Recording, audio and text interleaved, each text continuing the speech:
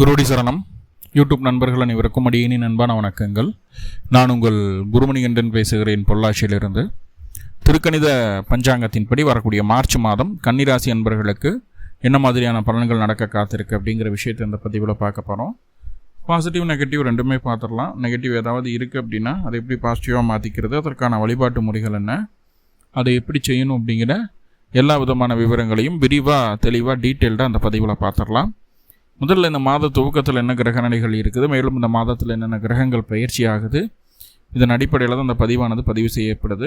இதன் அடிப்படையில் உங்களுடைய பொருளாதார அமைப்புகள் இந்த மாதம் எப்படி இருக்கும், கணவன் மனைவி உறவுக்குள்ளே இருக்கக்கூடிய குறைநிறைகள் என்னென்ன, எப்படி நடந்துக்கணும், ஏதாவது பிரச்சனைகள் வருமா, இல்லை பிரச்சனைகள் தீருமா, பிரிந்த கணவன் மனைவியை ஒன்று சேருவீங்களா, திருமணமாகாத உங்களுக்கு திருமணம் கைகூடி வரக்கூடிய ஒரு சூழ்நிலை இருக்கா, வேலை வாய்ப்புகளெல்லாம் எப்படி இருக்குது, வேலையில் இருக்கக்கூடிய பிரச்சனைகள் தீருமா, ஏதாவது ப்ரொமோஷன் இந்த மாதிரி ஏதாவது கிடைக்குமா, கடன் நிவர்த்தி ஆகுமா, இல்லை கேட்குற பக்கம் கடன் கிடைக்கிறதுக்குண்டான ஒரு சூழ்நிலை உண்டாகுமா, பேங்க் லோன் ட்ரை பண்ணுறோம், ஹோம் லோன் ட்ரை பண்ணுறோம், இந்த மாதிரி எதனா அது ஏதாவது வாய்ப்புகள் உண்டா, தொழில் சம்மந்தமான விஷயங்கள் இருக்கக்கூடிய ப்ளஸ் மைனஸ் என்ன, தொழிலில் ஆல்ரெடி 10ல் போய் குரு உட்கார்ந்துருக்காரு, தொழில் அமைப்புகளில் என்ன பண்ணலாம் அப்படிங்கிற ஒரு மனநிலைமை, அது சரியான தெளிவான முடிவெடுக்க முடியாத ஒரு குழப்பங்கள் இருந்துகிட்ருக்கும். இருந்தாலும் தொழில் என்ன பண்ணலாம் அப்படிங்கிறத பார்க்கலாம். ஆரோக்கிய நிலைப்பாடுகள் எப்படி இருக்கும், படிப்பு, குழந்தைகளினுடைய படிப்பு, குழந்தைகளுடைய ஆரோக்கியம், குழந்தை இல்லாதவங்களுக்கு குழந்தை பேர் கிடைக்கிறதுக்கு ஏதாவது முயற்சிகள் எடுக்கலாம் அந்த காலகட்டம் அப்படிங்கிறதும், ஹவுஸ் ஒய்ஃப்க்கு எப்படி இருக்கும் அப்படிங்கிற எல்லா விதமான விஷயங்களையும் டச் பண்ணி இந்த பதிவை நம்ம பார்த்துடலாம். முதல்ல பொருளாதார அமைப்பு. கன்னிக்கு பொருளாதாரம் அப்படிங்கிறது 2ஆம் இடத்தையும் 11ஆம் இடத்தையும் பொதுவாக பார்க்க வேண்டியது இருக்கும். 2ஆம் அதிபதி சுக்கிர பகவான் ராசிக்கு 6ஆம் இடத்துலேருந்து 7ஆம் இடத்துக்கு பயிற்சி ஆகிறாரு. மார்ச் 1ஆம் தேதி 7ஆம் இடத்துக்கு போனாருன்னா மார்ச் 25ஆம் தேதி வரைக்கும் 7ஆம் இடத்துல சனியோடு கூடுறாரு. இவருங்க சுக்கிரன் உச்சமடையுது, 2க்குடையவர் பலமடைகிறார். 11ஆம் அதிபதியான சந்திர பகவான் அவர் 4 கிரகம், டெய்லியும் ஒவ்வொரு நட்சத்திரத்தில் பயணிக்கக்கூடிய ஒரு அமைப்பு. அப்போ 2ஆம் அதிபதி வருமானத்தை சொல்லக்கூடிய கிரகம் உச்சமடையக்கூடிய ஒரு சூழ்நிலை இருந்து ராசியவே பார்க்குறாரு அப்படிங்கிறது இன்னும் கூடுதல் நன்மை. பொருளாதார ரீதியாக என்னென்ன பிரச்சனைகள் இருந்தாலும், என்ன சங்கடங்கள் இருந்தாலும், சலிப்புகள் இருந்தாலும் அத்தனையுமே உங்களுக்கு சரியாக மாறக்கூடிய ஒரு சூழ்நிலையை சொல்கிறது. வயது முதிர்ந்த நபர்களுடைய ஆதரவுகள் உண்டாகும், மேலதிகாரிகள் மூலமாக சாதகமான ஒரு சூழ்நிலைகள் உண்டாகும். ப்ரொமோஷனெல்லாம் எதிர்பார்க்கலாம். அதாவது தினம் சம்பள உயர்வோடு சேர்த்துனா ஒரு ப்ரொமோஷன் எதிர்பார்க்கலாம். நீங்களே மேலதிகாரியாக மாறுறதுக்குண்டான வாய்ப்புகளையும் சொல்லுது. பொறுப்புகள் அதிகரிக்கக்கூடிய ஒரு சூழ்நிலை, பயணத்தால் ஆதாயம் உண்டு. சொந்த ஊரை விட்டு வெளியூர் வெளிமாநிலத்தில் இருந்து ஜீவனம் செய்திருக்கக்கூடிய அத்தனை கன்னிராசி அன்பர்களுக்கும் மிகப்பெரிய பொருளாதார ரீதியான முன்னேற்றத்தை இந்த காலகட்டம் நீங்கள் அடைவீர்கள். அதில் எந்த மாற்றமும் இல்லை. 10 வருஷம் கழித்து நீங்கள் ஒரு பெரிய லட்சாதிபதியாக கோடீஸ்வரனாக மாறுறதுக்கு உண்டான அடித்தளமாக இந்த மாதம் இருக்கும் அப்படிங்கிறது சொல்லுது. இன்றைக்கே எல்லாமே நடந்தோம், கோடீஸ்வரன் ஆயிடலாம் அப்படின்னா அது லாட்ரி விழுந்தால் உண்டு. லாட்ரி விழுந்தால் கூட உங்களுக்கு ரிசல்ட் வந்து மறுபடியும் 3 மாதம் கைக்கு வந்து சேர்றதுக்கு. மாத பலனில் பெரிய கோடீஸ்வரன் இந்த மாதத்துலேயே ஆக முடியுமா அப்படின்னு கேட்டால் கண்டிப்பாக கிடையாது. ஆனால் அதற்கு உண்டான ஒரு ஸ்ட்ராங்கான ஒரு அடித்தளம் அமைக்கக்கூடிய ஒரு அற்புதமான மாதம் அப்படின்னு நான் கண்டிப்பாக சொல்லிவிடுவேன். ஏன்னா அப்படி ஒரு பிளானட்டரி பொசிஷன் இருக்குது. 5ஆம் அதிபதி 7ல் திக்பலம் ஆகிருக்குது. அந்த சனி பகவான் கண்டகச்சனி தான் இல்லைன்னு சொல்லல, திக்பலம் ஆகிக்கிறாரு சனி பகவான். கூட அந்த பாதிப்பை கொடுக்கக்கூடிய சனி பகவான் கூட 9ஆம் அதிபதி, பாக்கியாதிபதி, தனாதிபதி அப்படின்னு சொல்லக்கூடிய சுக்கிரன் போய் அமர்ந்திருக்கிறாருங்க. இப்போ சனியினுடைய பாதிப்புகள் அனைத்துமே குறையுது, வருமானம் அதிகரிக்குது அப்படிங்கிறத சொல்லிக்கலாம். ஏன்னா வேறு எந்த கிரகமும் அங்கே டிஸ்டர்ப் பண்ணலை. முதல் 10 நாளைக்கு வேறு எந்த கிரகமும் டிஸ்டர்ப் பண்ணலை, இவங்க மட்டும்தான் இருக்கிறாங்க அப்படிங்கிறது மிகப்பெரிய நன்மை. மார்ச் மாதம் 14ஆம் தேதி வரைக்கும் எந்த டிஸ்டர்பன்ஸும் இல்லைங்க. இப்போ முதல் 14 நாட்கள் உங்களுக்கான நாட்கள். அது எக்கனாமிக்கலாக என்னென்ன விஷயங்களெல்லாம் செய்யணுமோ, என்னென்ன முடிவுகளெல்லாம் மாற்றணுமோ எல்லாமே செய்துக்கிடலாம். எல்லாமே உங்களுக்கு ஃபேவராக மாறும் அப்படிங்கிறது சொல்லுது. ஓகே. அதே நேரத்தில் தந்தை வழி உறவுகள் உங்களுக்கு ஆதரவு தரக்கூடிய ஒரு அமைப்பு. தந்தை வழி உறவுகள் பொருளாதார ரீதியான உதவிகளையும் செய்யக்கூடிய ஒரு அமைப்பாக இருக்குது. தந்தை வழி சொத்துக்கள் உங்களுக்கு சாதகமாக முடியும். தந்தை வழி சொத்துக்கள் இருந்து வந்த பிரச்சனைகள் நீங்கக்கூடிய ஒரு அமைப்பாக இருக்குது. நல்ல அனுகூலம் உண்டாகும். இல்லை எந்த மாற்றமும் இல்லை.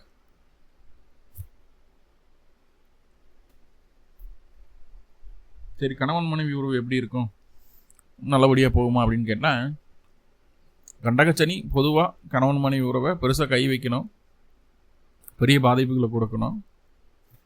ஆனால் அப்படி ஏதாவது இருக்குதா அப்படின்னு பார்த்துட்டிங்கன்னா அப்படியெல்லாம் ஒன்றும் கிடையாது. பெரிய பாதிப்புகளை எதுவும் கொடுக்காத வண்ணமாக தான் இந்த கண்டகச்சனி அப்படிங்கிறது உங்களுக்கு இருக்குது. ஏன்னா சுக்கிரனுடைய நகர்வு உங்களுக்கு ரொம்ப ரொம்ப ஃபேவராக இருக்குது. இது வரைக்கும் குடும்பத்தில் ஏதாவது பிரச்சனைகள் இருந்தது, பேசி தீர்க்க வேண்டிய பிரச்சனைகள் இருந்தது அப்படின்னா கண்டிப்பாக முதல் 14 நாட்களுக்குள்ளே குடும்ப உறுப்பினர்கிட்ட அதையெல்லாம் பேசிட்டு நல்ல ஒரு தகுதி வாய்ந்த ஒரு மெச்சூரிட்டியான ஒரு வாழ்க்கை இப்படி தான் இருக்கணும் அப்படின்னு ஒரு கைட் பண்ணக்கூடிய ஒரு நபர் ஒவ்வொரு குடும்பத்திலும் இருப்பார் இல்லையா, தலையாளின்னு சொல்லுவாங்க. ஸோ அப்படிப்பட்ட ஒரு நல்லதையே சொல்லக்கூடிய, நல்லதையே நினைக்கக்கூடிய, நல்ல மனம் படைத்த நபர்களை தலைமை தாங்க அழைத்து அவர்கள் மூலமாக பேச்சுவார்த்தைக்கு உட்பட்டு கொண்டு போனீங்கன்னா பிரிந்த கணவன் மனைவி கூட ஒன்று சேர்றதுக்குண்டான வாய்ப்புகளை சொல்கிறது. ஆல்ரெடி வீட்டுக்குள்ளே ஒன்றா தான் இருக்கிறோம் நம்மளுடைய வெளிப்பார்வைக்கு, ஆனால் உள்ளுக்குள்ளே கணவன் மனைவியாக பிரச்சனைகளை சந்திச்சுட்டு இருக்கிறோம் அப்படிங்கிற கன்னிராசி அன்பர்களுக்குமே இது ஒரு நல்ல ஆப்பர்ச்சுனிட்டி தான். ஏன்னா முதல் 14 நாட்களில் உங்களுடைய பிரச்சனைகளுக்கு உண்டான ஆணி வேறு இதுன்னு ரூட்டை எடுக்க முடியும். ஸோ அதை கலட்டி வெளியில் தூக்கி போட முடியும். இனிமேல் அந்த பிரச்சனையே வராமல் இருக்கிறதுக்கு என்ன வழி அப்படிங்கிறது இந்த காலகட்டம் நீங்கள் யோசிக்க முடியும், அதை செஞ்சும் காட்ட முடியும். அப்போ கணவன் மனைவிக்குள்ளே என்ன பிரச்சனையாக இருந்தாலும், குடும்பத்துக்குள்ளே என்ன பிரச்சனையாக இருந்தாலும் தெளிவாக பேசி அதில் இருக்கக்கூடிய நெகட்டிவை எடுத்துகிட்டு பாசிட்டிவை அப்ரோச் பண்ணி குடும்பம் நிம்மதியாக வாழ்வதற்கு, கணவன் மனைவி உறவில் விரிசல் ஏற்படாமல் நிம்மதியாக வாழ்வதற்கு எல்லா வழியும் இந்த காலகட்டம் செஞ்சிடலாம். என்னென்னா முக்கியமாக 9ஆம் அதிபதி 7ஆம் இடத்துல உச்சம் பெற்றிருக்கிறாரு இல்லையா, அப்போது வாழ்க்கை துணையின் மீது உங்களுக்கு சிறு சந்தேகம் கூட வராமல் பார்த்து கொள்ளுங்கள். சந்தேகம் வந்துருச்சு அப்படின்னா என்னதான் நீங்கள் உட்காந்து நியாயம் பேசி பேச்சுவார்த்தைக்கு உட்பட்டு என்ன பேசினாலும் சந்தேகம் வந்துருச்சுன்னா மீண்டும் மீண்டும் அது நீடிக்கக்கூடிய ஒரு அமைப்பாக, ஏன்னா சனி கூட சேர்ந்து அந்த சந்தேகம் வருது, மீண்டும் மீண்டும் அது நீடிக்கக்கூடிய ஒரு அமைப்பு. பிரிவினையை, தற்காலிகமாக இருக்கக்கூடிய பிரிவினையை வெகு நாளைக்கு மாற்றி விட்டுரும். அப்போது உங்களுடைய வாழ்க்கை துணை உங்களை சந்தேகப்படாத மாதிரி, டவுட் படாத மாதிரி நீங்கள் நடந்துக்குங்க. உங்களுடைய வாழ்க்கை துணைகிட்டையும் இந்த வீடியோவை போட்டு காட்டுங்க, நீங்களும் அந்த மாதிரி இருந்துக்குங்க அப்படின்னு சொல்லி உங்களுடைய துணைகிட்டையும் இதை சொல்லுங்கள். இந்த காலகட்டம் ஒளிவு மறைவு அப்படிங்கிற சுத்தமாக இருக்கக்கூடாது. ரைட். திருமணம் ஆகாதவங்களுக்கு திருமணம் ஆகுமா அப்படின்னு கேட்டால் இப்போ ஆகாமல் எப்போ ஆகும் அப்படின்னு நான் சொல்லுவேன். ஏன்னா 2ஆம் அதிபதி அப்படின்னு சொல்லக்கூடிய சுக்கிரன் உச்சம் பெற்று 7ஆம் இடத்துல, சனியுமே திக்பலமாகி 7ஆம் இடத்துலேருந்து 2 பேருமே ராசி பார்க்குறாங்க.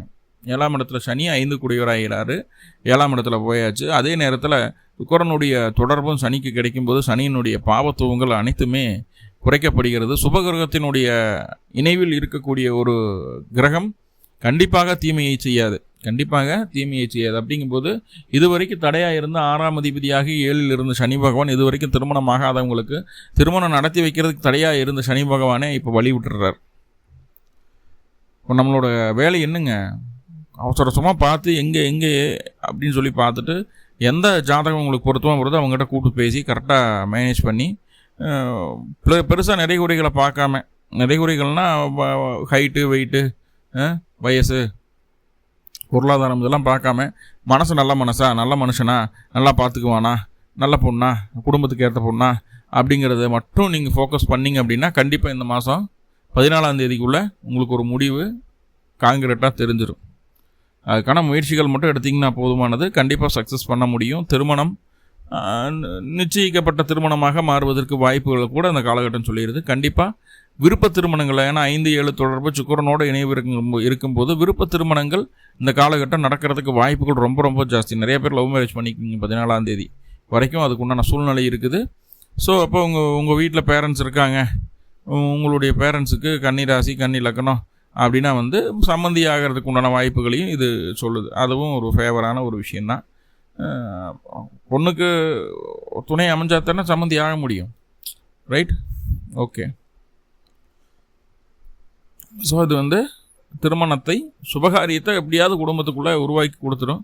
ஒன்றும் சுபகாரியம் பிப்ரவரி கடைசியிலே நடந்து முடிஞ்சிருக்கும், இல்லைன்னா மார்ச்சில் நடக்கும், அவ்வளோதான். சுபகாரியம் நடக்காமல் போகாது கன்னிராசியினுடைய குடும்பத்தாருக்கு.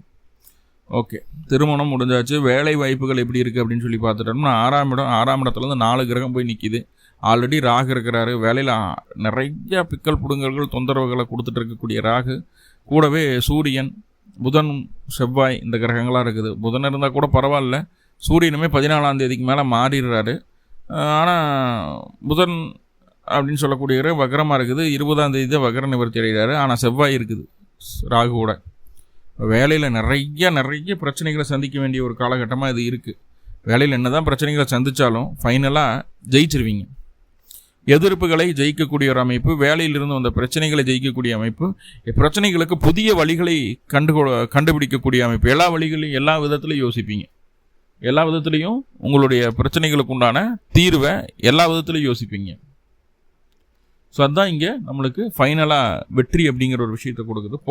போராடி ஜெயிக்கக்கூடிய ஒரு அமைப்பு. இந்த தடவை நம்ம அடையக்கூடிய வெற்றி மற்றவர்கள் நம்மளை பார்த்து பயப்படக்கூடிய அளவுக்கு இருக்கும். இவங்ககிட்ட மோதுனா கண்டிப்பாக நம்மளுக்கு பேக் ஃபயர் ஆகிடும் அப்படின்னு சொல்லி நம்மளை கண்டு பயப்படக்கூடிய ஒரு அளவுக்கு இருக்கும் அப்படிங்கிறத நம்ம புரிஞ்சுக்க வேண்டியது இருக்கும். ஓகே, கடன் அமைப்புகள், தயவு செஞ்சு கடன் வாங்காதீங்க. கடன் அதிகரிக்கிறதுக்கு உண்டான மைண்ட் செட்டு தான் இருக்கும். கடனை குறைச்சி நிம்மதியாக திருப்தியாக வாழ்வோம் அப்படிங்கிற மைண்ட் செட் இருக்காது. கடனை வாங்கியாவது ஏதோ ஒன்று பண்ணணும். ஒரு வீட்டை கட்டணும், ஒரு வாகனத்தை வாங்கணும், தேவையில்லாமல் அது இதுன்னு பண்ணிகிட்டு இருக்கக்கூடாது அப்படின்ற மாதிரியான ஒரு மனநிலைமை தான் இருக்குமே தவிர, கடனை உடனே வாங்கி நம்மளை பெரிய ஆளாக பந்தாவாக காட்டிக்கணும் அப்படிங்கிற மனநிலைமையிலேருந்து வெளியே வந்துட்டிங்கன்னா ரொம்ப சந்தோஷம். கொஞ்சம் ஆடம்பரம் அதிகமாக தான் இருக்கும் இந்த மாதம். நம்ம என்ன சொன்னாலும் கேட்க போகிறது கிடையாது கண்ணி. கொஞ்சம் ஆடம்பரத்தை குறைச்சிக்கிறது நல்லது. தேவையில்லாமல் ஆடம்பர செலவுகள் செய்யாமல் இருக்கிறது. பஸ்ஸில் போனாலும் போகலாம், ஆட்டோவில் போனாலும் போகலாம். நம்ம ஓலோ புக் பண்ணி தான் ஏசியில் தான் போகணும் அப்படிங்கிறது இல்லை. நம்மளுடைய சூழ்நிலைகளை பொறுத்து நம்மளுடைய குடும்ப சூழ்நிலைகளை பொறுத்து நடந்துக்கிட்டால் கண்டிப்பாக குடும்பத்துக்குள்ள பிரச்சனைகள் வராது. வருமானம் சேவிங்ஸ் ஆகும். அதே நேரத்தில் நம்மளும் திருப்தியாக இருக்கலாம். கொஞ்சம் ஆடம்பரம் காட்டணும் அப்படின்னா கண்டிப்பாக குடும்பத்துக்குள்ளே சின்ன கருத்து வேறுபாடுகள் வராமல் போகிறதுக்கு வாய்ப்புகள் இல்லை. ஏன்னா சுக்கரன் நீங்கள் எவ்வளோ ட்ரிகர் பண்ணுறீங்களோ அவரும் உங்களை ட்ரிகர் பண்ணிகிட்டே இருப்பார். பார்த்துக்கிடுங்க. ஓகே, சுயதொழில் செய்யக்கூடிய நபர்களுக்கு கொஞ்சம் சரியான சூழ்நிலை இல்லை. இது சரியான காலகட்டம் இல்லை. லேபர் மேனேஜ்மெண்ட்டில் பிரச்சனை இருக்கும். அதே போல் நிறைய ப்ரொடக்ஷன் கொஞ்சம் லாஸ் ஆகிற மாதிரி இருக்குது. ரா மெட்டீரியல்ஸ் கிடைக்காம போகிறது. இந்த மாதிரி சின்னதான தகராறுகள் இந்த மாதம் நீங்கள் சந்திக்க வேண்டிய ஒரு சூழ்நிலை தான் இருக்குது. இருந்தாலும் பரவாயில்ல, அதுக்கான முயற்சிகள் எடுங்க. அது உங்களுக்கு சக்ஸஸ்ஃபுல்லாக நடக்கும். வேலையில் ரொம்ப டவுன் கிரேடெல்லாம் போக மாட்டீங்க. மார்ச் 11ஆம் தேதிக்கு மேலே குரு வக்ர நிவர்த்தி ஆகிறார். 10ஆம் இடத்துல இருக்கக்கூடிய குரு வக்ர நிவர்த்தி ஆகுது. பார்த்துக்கிடலாம் அப்படின்ற ஒரு மனநிலைமை இருக்குது இல்லையா? அந்த மனநிலை உங்களை முன்னேற்ற பாதையில் அழைத்து செல்லும். முதல் 11 நாட்களுக்கு வேலை ரீதியாகவோ தொழில் ரீதியாகவோ எந்த விதமான புது மாற்றங்களை செய்ய வேண்டாம். 11ஆம் தேதிக்கு மேலே ரொம்ப பீஸ்ஃபுல்லாக ஆகிடுவீங்க.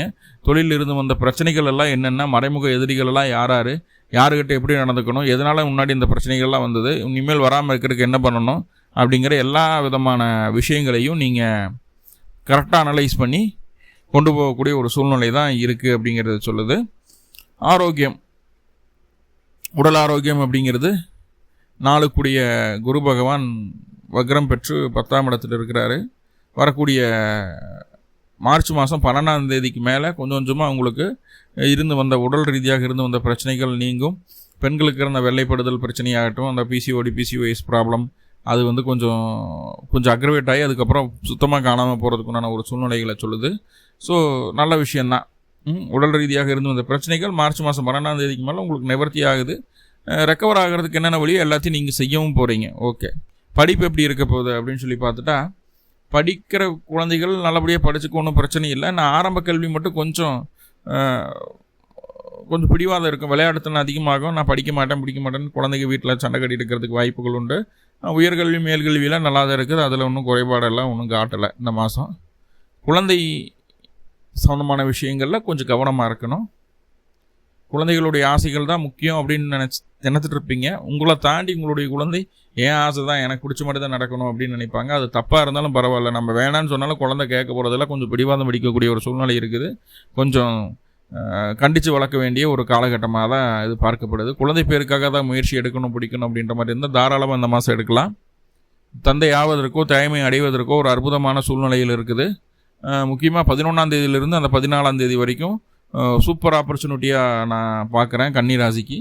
கரெக்டாக அதுக்கு உண்டான வேலைகளை செய்யும்போது இறை வழிபாடு, மற்றபடி நீங்கள் குழந்தை பேருக்காக என்னென்னலாம் முன்னாடி செஞ்சுட்டு இருந்தீங்களோ அது எல்லாமே கண்டினியூ பண்ணும்போது கண்டிப்பாக குழந்தை பேர் உண்டாவதற்கு வாய்ப்புகளையும் கூட இந்த மாதம் சொல்லுது. ஸோ ரொம்ப நல்ல விஷயந்தான் அது. ஸோ பயன்படுத்திக்கிட்டலாம். நீங்கள் ஹவுஸ் ஒய்ஃப்க்கு கொஞ்சம் ஒர்க்லோடு இருக்கும், அவ்வளோதான். பெருசாக பாதிப்பு எதுவும் இல்லை. மனசுக்கு பிடிச்ச விஷயங்கள்லாம் நிறைய நடக்கும். கொஞ்சம் அழகாக பொலிவாக தெரியக்கூடிய காலகட்டம். உங்களுடைய வாழ்க்கை துணைக்கு உங்களுடைய முகமும் உங்களுடைய செயலும் உங்களுடைய அன்பும் ரொம்ப அழகாக தெரியும் இந்த காலகட்டம் அவங்களுக்கு. ஸோ நல்ல விஷயந்தான். மேலும் உங்களுக்கு நல்லதெல்லாமே நடக்கணும் அப்படின்னா அருகில் இருக்கக்கூடிய காமாட்சி வழிபாடு செய்துட்டு வாங்க. கன்னிராசி என்பவர்களுக்கு இந்த மாதம் ரொம்ப சக்ஸஸ்ஃபுல்லான மாதமாக இருக்கணும்னு சொல்லி நானும் இறைவனை பிரார்த்தனை பண்ணிட்டு இந்த பதிவு முடிச்சுக்கிறேன். நன்றி நண்பர்களே, நன்றி. வாழ்வுளமுடன். திருச்சி.